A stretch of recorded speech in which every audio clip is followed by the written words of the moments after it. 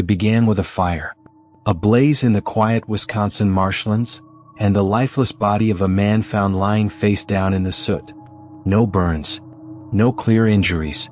No autopsy. Just a single line in a police report that would echo for decades. His name was Henry Gein, and his death may have been the first quiet act in one of America's most disturbing true crime stories. The year was 1944.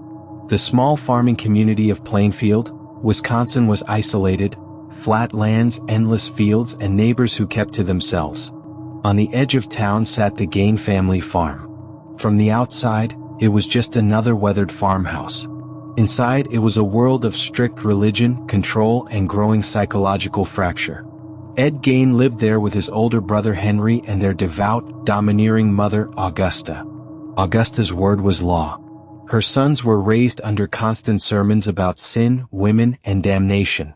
She preached that the world outside was corrupt, and her boys believed it. But as they grew older, cracks began to form. Henry, the elder, started to question his mother's control.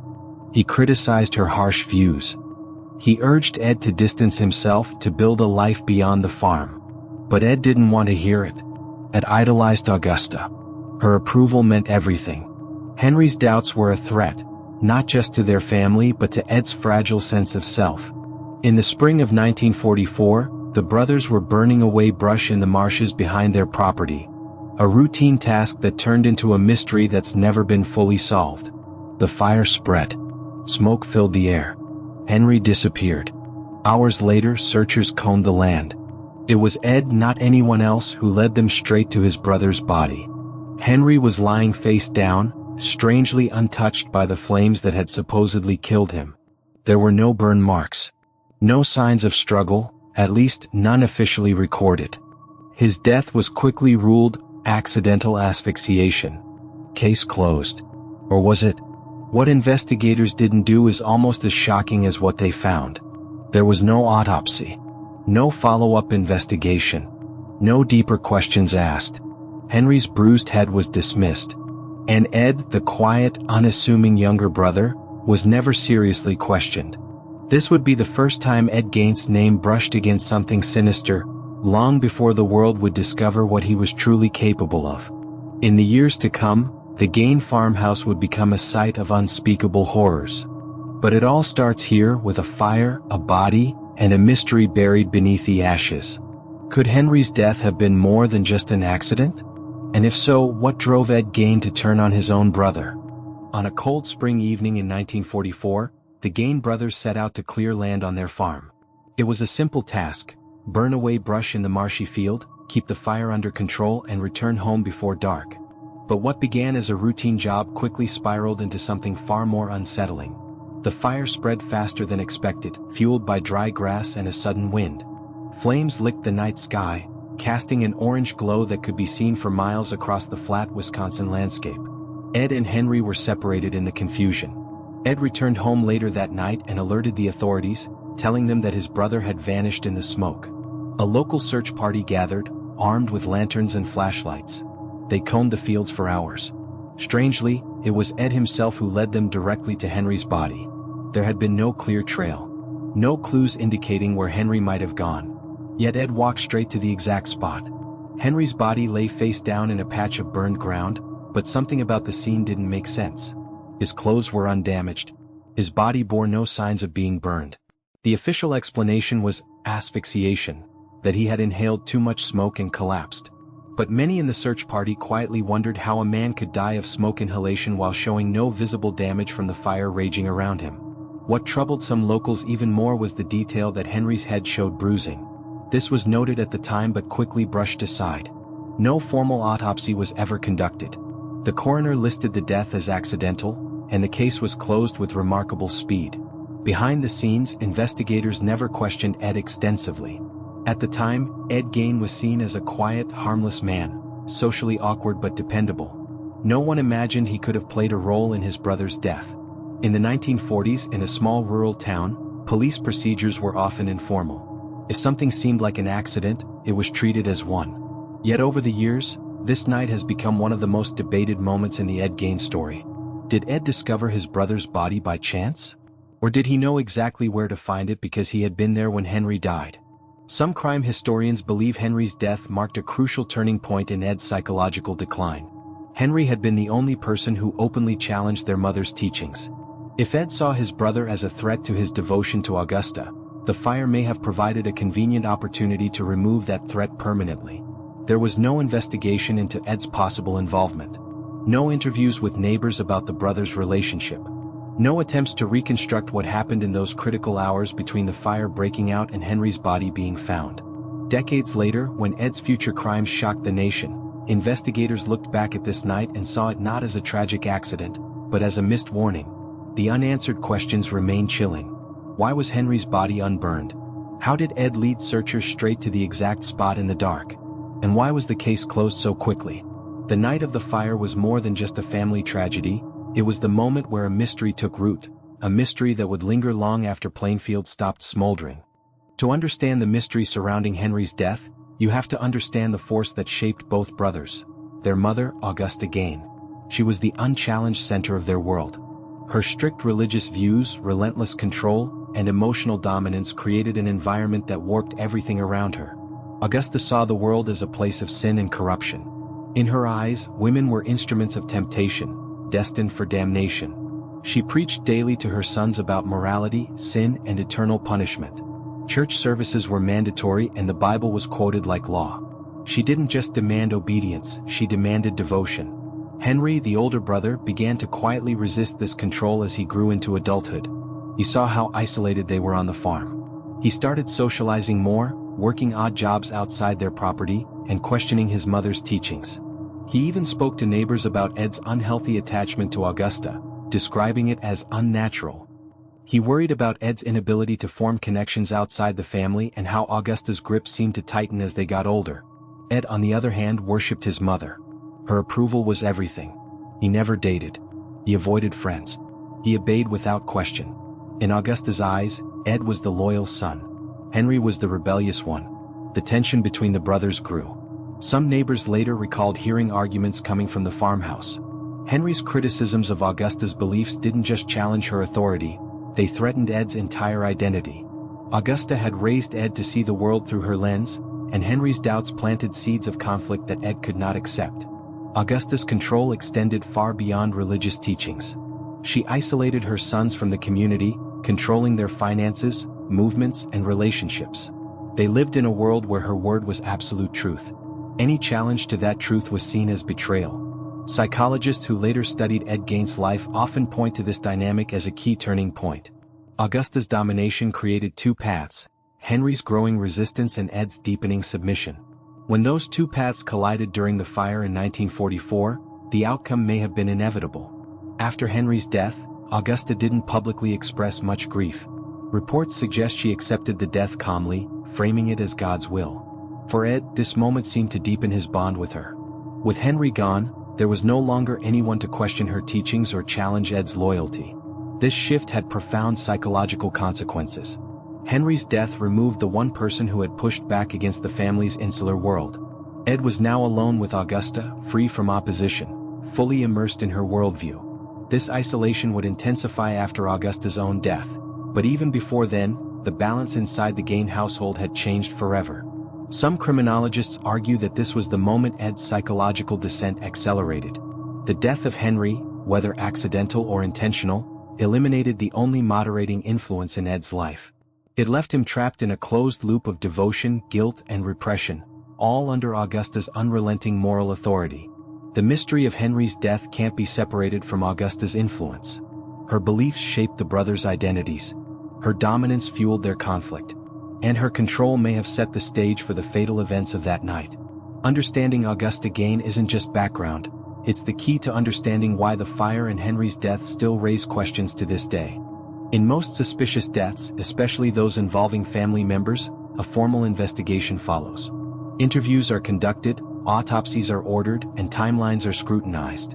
But in the case of Henry Gein's death, none of that happened. The Plainfield authorities treated Henry's death as an unfortunate accident almost immediately. There was no forensic examination of the scene, no official autopsy, and no deeper questioning of Ed Gein. The coroner listed the cause of death as asphyxiation, due to smoke inhalation, and the case was closed within days. This lack of scrutiny wasn't necessarily unusual for rural Wisconsin in the 1940s. Small towns often lacked the resources and expertise for thorough investigations. Law enforcement relied heavily on trust and community relationships. Ed was known as a quiet, dependable man who kept to himself. No one considered him a suspect. But years later, when Ed Gein's later crimes came to light, investigators looked back at this moment with disbelief. Henry's death, once dismissed as a tragic accident, suddenly appeared filled with red flags. First, there was Ed's uncanny ability to lead searchers directly to Henry's body in the dark. There was no visible trail, and the fire had made the terrain difficult to navigate. The fact that Ed walked straight to the exact location raised serious questions about what he knew that night. Second, there was the condition of Henry's body. Multiple accounts mentioned bruising on his head. Though these details were informally noted by some at the time, they were never formally investigated. No photographs, no medical examination, no follow-up. The bruises were effectively ignored. Third, there was motive. Henry had been critical of Augusta's teachings and openly worried about Ed's attachment to their mother. Tension between the brothers had grown. If Ed viewed Henry as a threat to his relationship with Augusta, the fire could have provided an opportunity to remove that threat. Yet, none of these factors were pursued. Rural policing at the time often relied on practical judgments rather than forensic evidence. The idea that Ed Gein, a man seen as shy, helpful, and loyal, could have killed his own brother didn't fit the narrative of the community. In their minds, accidents happened, and this was one of them. Some historians suggest that local authorities simply didn't want to believe something more sinister could have taken place. Others believe they lacked the training and procedures to identify suspicious circumstances. In either case, the result was the same. Henry's death was filed away and forgotten. Years later, after Ed's arrest for far more horrifying crimes, law enforcement revisited Henry's case. They recognized it as a missed opportunity. A proper investigation in 1944 might have uncovered troubling behavior or psychological warning signs that could have prevented future tragedies. Instead, the night of Henry's death faded quietly into local history. There were no headlines, no trials, no lingering suspicions. The fire was treated as an accident, and Ed returned to life on the farm with his mother, unchallenged and unquestioned. The failure to investigate Henry's death is one of the most haunting aspects of the Ed Gein story. It wasn't just a crime that slipped through the cracks, it was a warning that no one recognized. After Henry's death, the dynamic on the Gein farm changed dramatically. With his older brother gone, Ed was left alone with the one person he revered most, Augusta. Henry had been the only voice questioning their isolated existence. His absence left a vacuum that Ed eagerly filled with absolute devotion. In the months following Henry's death, Ed became even more withdrawn from the outside world. He stopped participating in social activities, rarely left the farm except for necessary errands, and spent almost all his time caring for Augusta. Neighbors described him as quiet and obedient, always at her side, hanging on her every word. Augusta thrived on the control. She now had complete authority over her only remaining son, and Ed had no competing influences. He was fully immersed in her strict religious teachings and moral worldview. Their home became even more insular, cut off from the community. This period is often seen as a critical psychological turning point for Ed Gein. With Henry gone, there was no one left to challenge Augusta's influence or to push Ed toward independence. The psychological bond between mother and son deepened to an unhealthy degree. Ed idolized her, seeing her not just as a parent but as a moral guide, a judge, and in many ways, a figure of almost divine authority. But this intense attachment came with consequences. Augusta's health began to decline. She suffered a series of strokes that weakened her physically but did little to lessen her control. Ed took on the role of caretaker, tending to her every need. Neighbors occasionally saw him running errands in town, always polite but distant, as if he were living in a different world from everyone else. When Augusta passed away in 1945, Ed was left completely alone for the first time in his life. Her death shattered his only emotional anchor. He boarded up parts of the house she had used, leaving them as untouched shrines. Rooms remained exactly as they were when she was alive, frozen in time, while the rest of the farmhouse began to decay around him. In this isolation, Ed's behavior grew increasingly strange. He maintained a modest presence in town, doing odd jobs and occasionally babysitting for neighbors. On the surface he seemed harmless, a quiet, awkward man living alone on his family's farm. But beneath that exterior, his mind was unraveling. Without Augusta's control, Ed's psychological boundaries began to break down. His obsession with her teachings, combined with years of repression and isolation, created a dangerous mix. He began reading medical journals and pulp magazines that focused on death, anatomy, and sensational crimes. He developed a fascination with the human body and with women who reminded him of his mother, women he simultaneously desired and condemned. This was the world Ed inhabited after Henry's death and Augusta's passing. A decaying farmhouse, filled with memories he couldn't escape and desires he couldn't understand. The moral structure that Augusta had enforced remained in his mind, but with no one left to control him, those beliefs twisted into something far darker.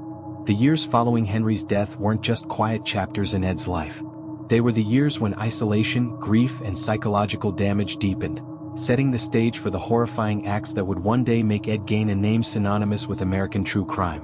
4 years after Henry's death and Augusta's passing, Ed Gein lived quietly on the family farm. To the outside world he appeared eccentric but harmless.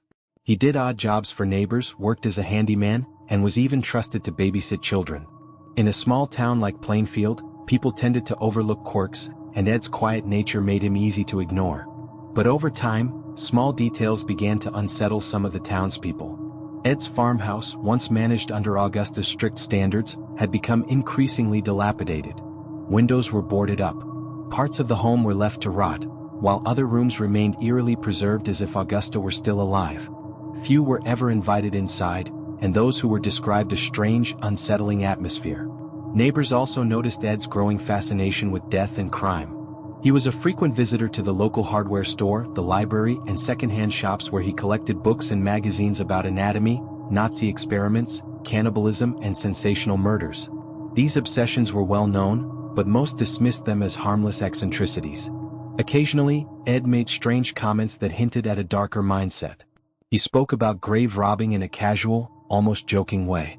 He mentioned that he'd read about people digging up bodies and using their skin. Locals laughed it off, thinking he was just odd. No one took him seriously. Despite these signs, no one suspected the horrors that were slowly taking shape behind the boarded-up windows of the Gein farmhouse. The quiet town of Plainfield was not prepared for the revelation that would one day thrust their community into national headlines. The turning point came in 1957 with the disappearance of Bernice Wardens, a local hardware store owner. Her vanishing set off one of the most shocking criminal investigations in Wisconsin history. But long before that day, Ed's odd behaviors had been visible to anyone who cared to look closely. Henry's mysterious death, Augusta's overpowering control, and Ed's deepening isolation had already created the conditions for something far more disturbing. Looking back, law enforcement and townspeople alike admitted that there were warning signs. Ed's attachment to his mother, the strange circumstances of Henry's death, and his morbid interests all formed a pattern that, in hindsight, seems impossible to miss.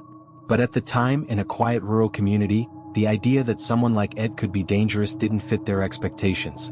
Small towns in mid-century America often operated on trust and familiarity. People believed they knew their neighbors. In Plainfield, Ed Gein was simply the odd handyman who kept to himself. There was no sense of danger, no reason to suspect that the man they saw in town was living a double life. By the time suspicions finally surfaced, it was too late. Decades after Henry's death, the investigation into Bernice Warden's disappearance would expose a world of horror hidden inside the Gein farmhouse. Law enforcement officers who walked through those doors would find evidence that shocked the nation, and force everyone to reconsider the events of 1944. The mysterious death of Henry Gein, once written off as a tragic accident, suddenly looked like the first dark chapter in a story no one had dared to imagine. The fire in the marshes had been a warning. The town just hadn't recognized it. When investigators finally uncovered the horrors inside Ed Gein's farmhouse in 1957, the entire country was stunned. What they found went far beyond anything Plainfield's residents could have imagined. Human remains, skin turned into household objects, and confessions that blurred the line between grave robbery and murder. Ed Gein's crimes inspired countless books, films, and legends. But long before his name became infamous, there was the quiet death of his brother, Henry. A death that left no trial, no investigation, and no clear answers. As authorities pieced together Ed's history after his arrest, many began to look back at that spring night in 1944 with new eyes. Could Henry's death have been Ed's first act of violence? Or was it truly a tragic accident that simply set the stage for his later descent? Forensic techniques at the time were limited, and rural law enforcement lacked the tools modern investigators rely on. But even without advanced forensics, certain facts remain difficult to ignore. Ed's ability to lead searchers directly to Henry's body, the unexplained bruising on Henry's head, the lack of burns on his corpse despite the surrounding fire, and the absence of any real investigation. Criminologists have debated this case for decades. Some believe Henry's death was a catalyst, the moment Ed crossed an invisible line. Others think it was an accident that merely accelerated his psychological unraveling. Either way, what happened that night reveals how overlooked warning signs can lead to unimaginable consequences later on. The mystery surrounding Henry Gein's death remains officially unsolved. No charges were ever filed. No evidence was preserved. And Ed himself never confessed to harming his brother. The truth died with him, leaving only speculation and a haunting question. Was the fire in the marshes the first chapter of Ed Gein's criminal legacy? This case is more than a footnote in the story of a notorious killer. It's a reminder of how a single moment, left unexamined, can ripple through time.